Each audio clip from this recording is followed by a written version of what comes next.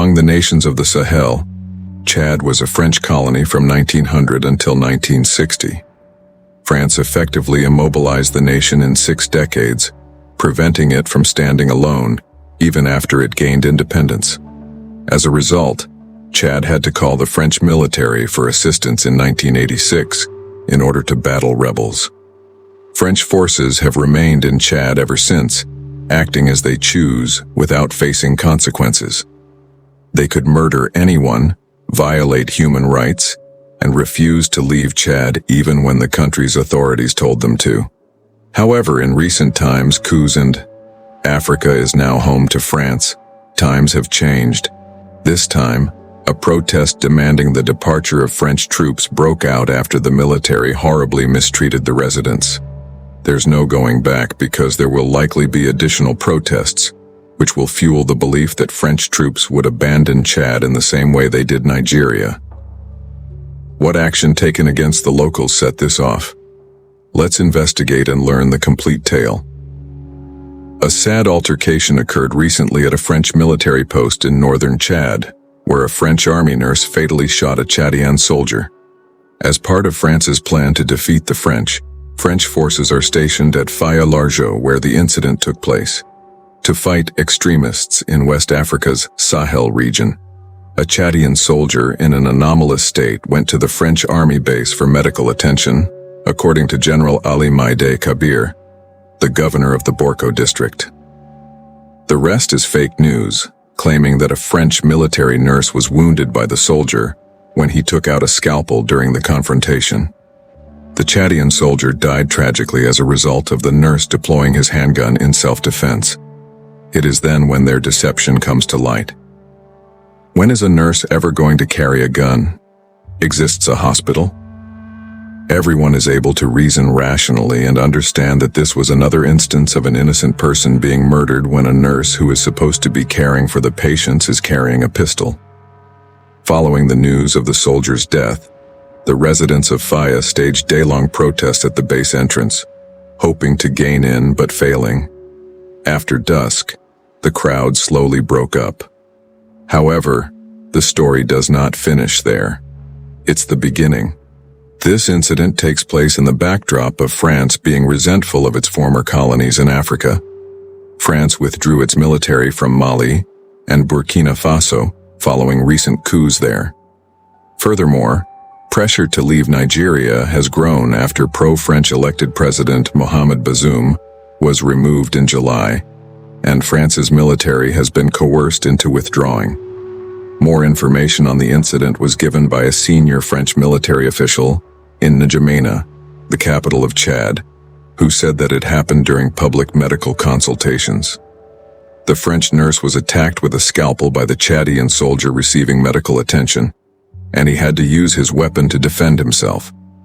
However, why would a soldier from Chad take such action? It prompts inquiries.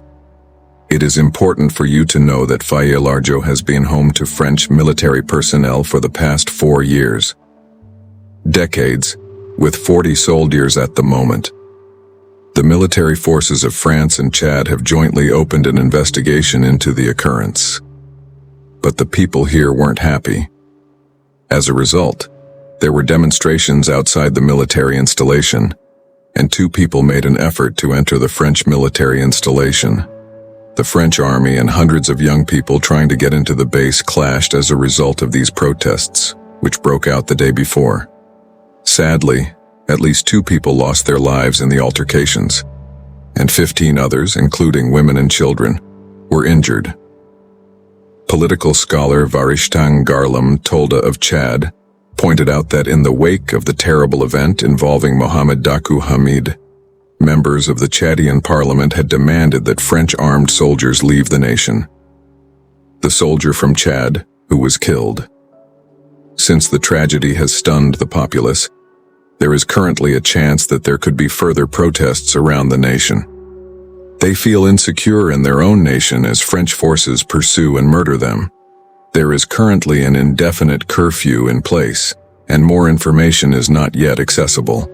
In the hours and days ahead, Security forces are anticipated to maintain a heightened security presence around the city in reaction to the situation. There's a chance that this heightened security will interfere with ground transportation.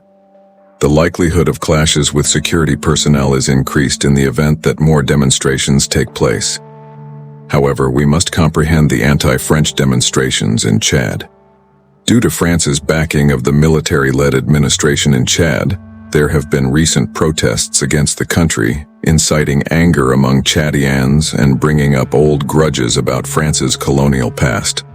An autocratic military administration has ruled Chad for a considerable amount of time, and its generals have sided with France.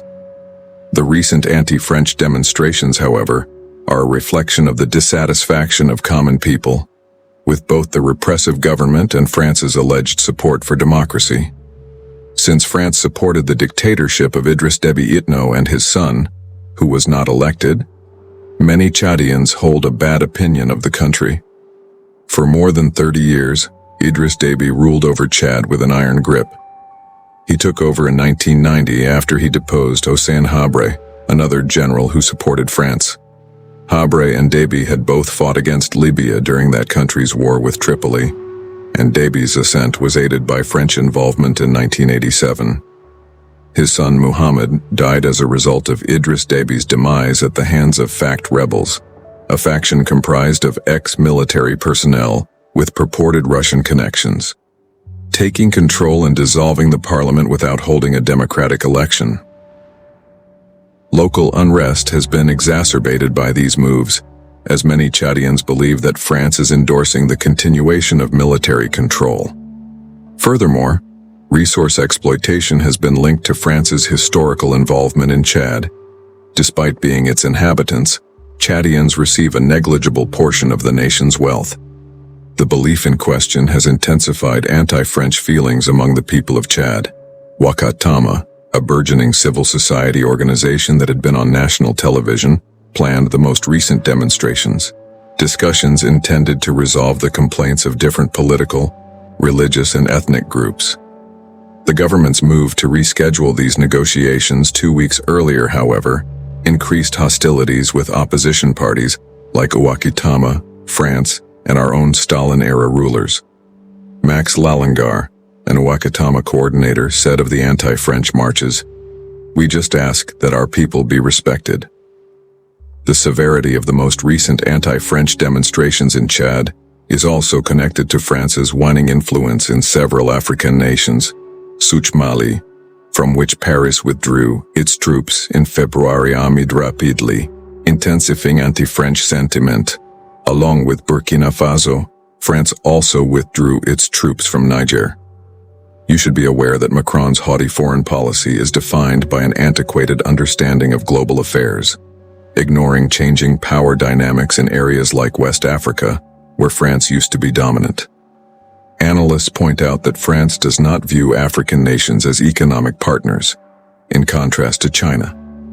This attitude adds to the increasing disapproval of France in African countries. France must now abandon its perception of Africa as a political playground where it can pillage resources and bomb civilian targets in the name of upholding stability, opposing terrorism, and backing despots.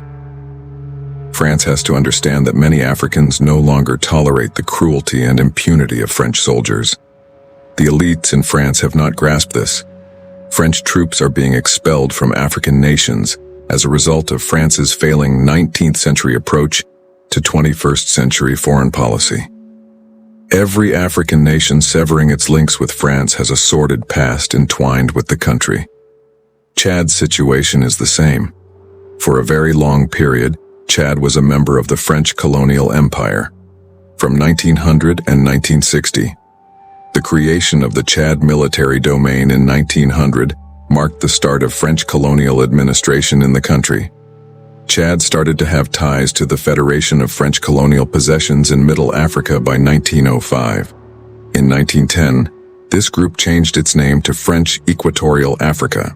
Chad was placed under French civilian rule in 1920, although it was continuously neglected. When Chad, under the direction of Félix Éboué, became the first French colony to support Free France in World War II, It was a pivotal milestone for the country. The French allowed only a limited representation of the African population, which paved the way for a political conflict between the conservative Chadian Democratic Union and the progressive, southern-based Chadian Progressive Party. Finally, the PPT triumphed, and under François Tombolbe's direction, Chad gained independence in 1960. However, we must rewind a little in order to understand the underlying causes. European interest in Africa increased over the 19th century, and by 1887, both France and the United States had made claims to portions of Africa, including Ubangi Shari, as an area influenced by France. France took control of a portion of southern Chad in less than 2 years. Early in the 1890s, French military expeditions in Chad encountered Rabbi Azubair's warriors, who were well known for carrying out slave raids throughout southern Chad and adjacent areas. At the Battle of Kusuri in 1900, French forces triumphed over Rabbi Azubair. Following years of conflict, the French then moved into the eastern and northern regions of Chad, running against opposition during wars such as the Wadai War, as well as in areas like Borku and Tibesti. Two dominant elements of Chad's French colonial experience were the lack of policies intended to unite the region and the sluggish rate of development.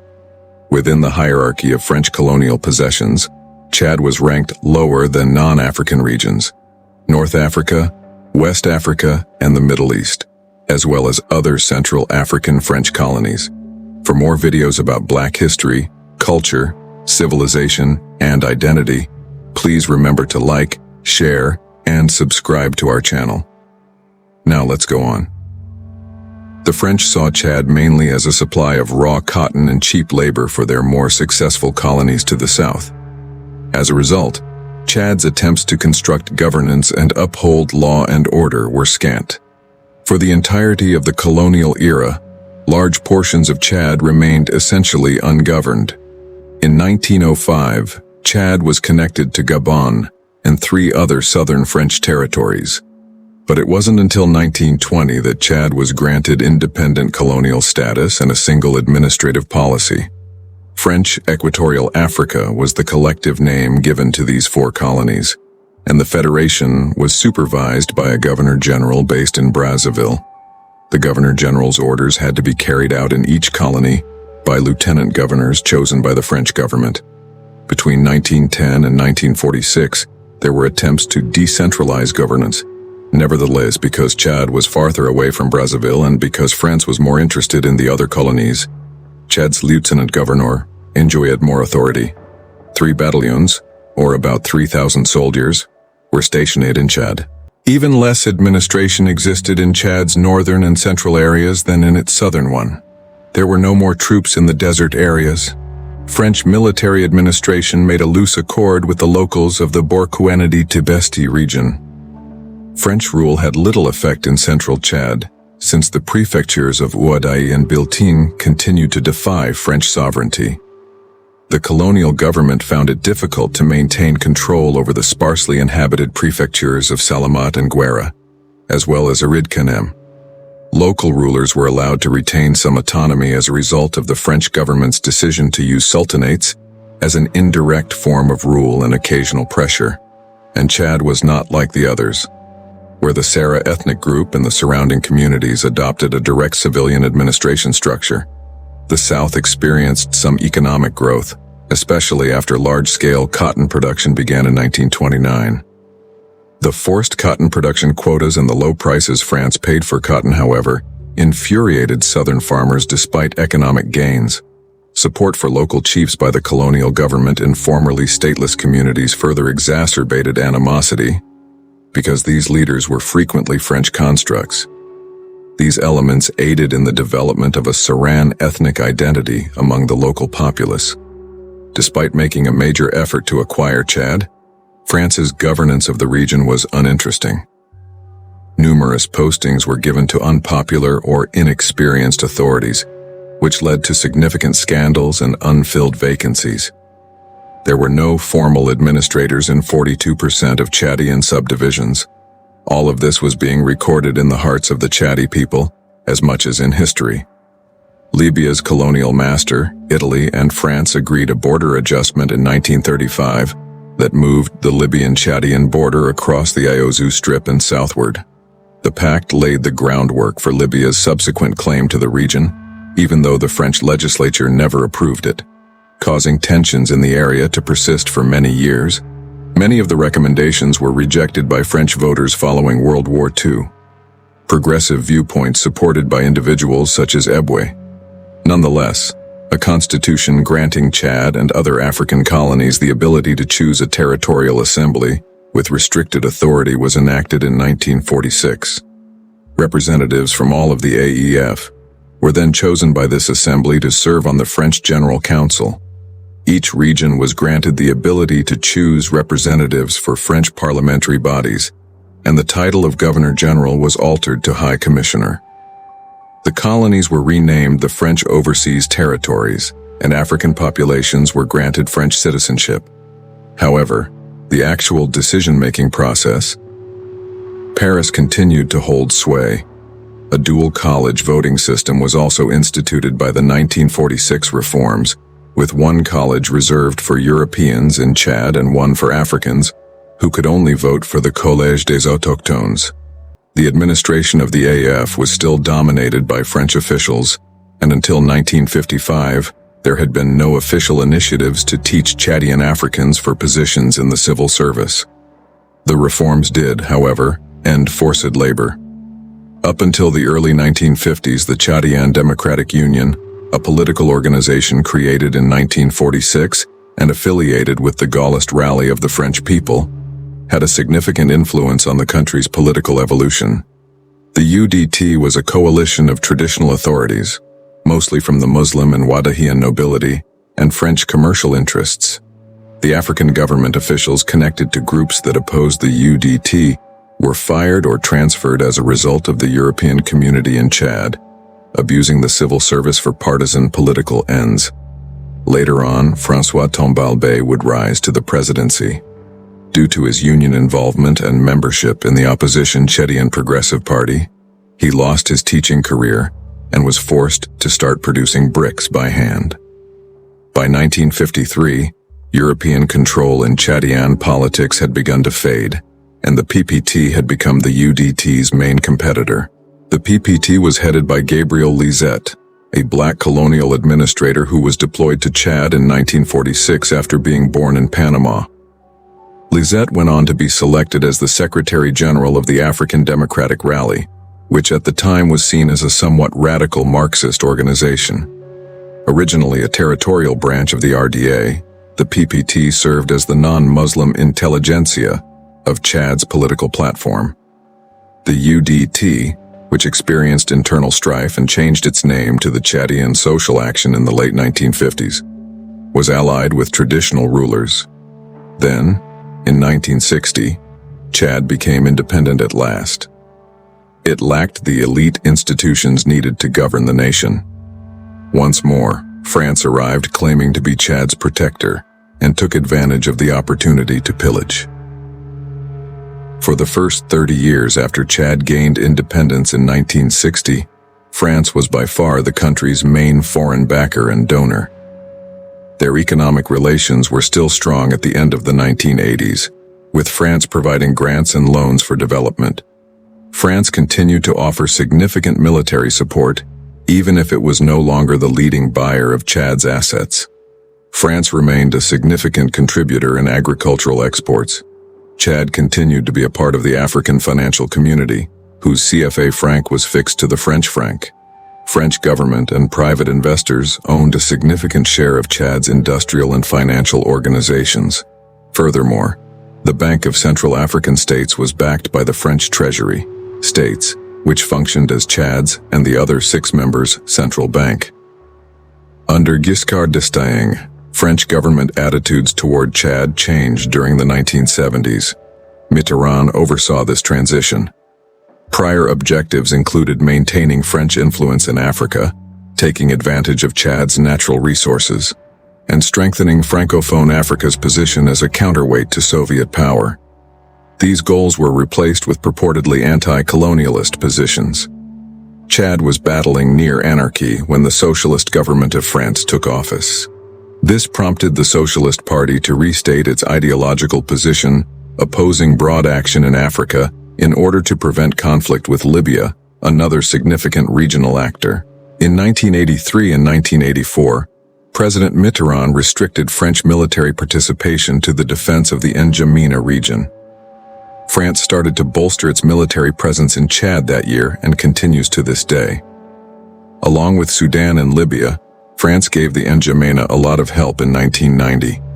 Significant backing for the successful overthrow of Hissène Habré by Idriss Déby.